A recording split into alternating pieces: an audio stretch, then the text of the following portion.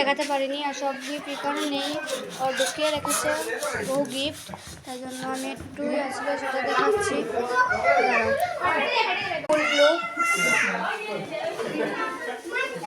কদন পান আনতে, তাই পান আনতে যাচ্ছি আমার রুমে। কোথায় রাখা পান?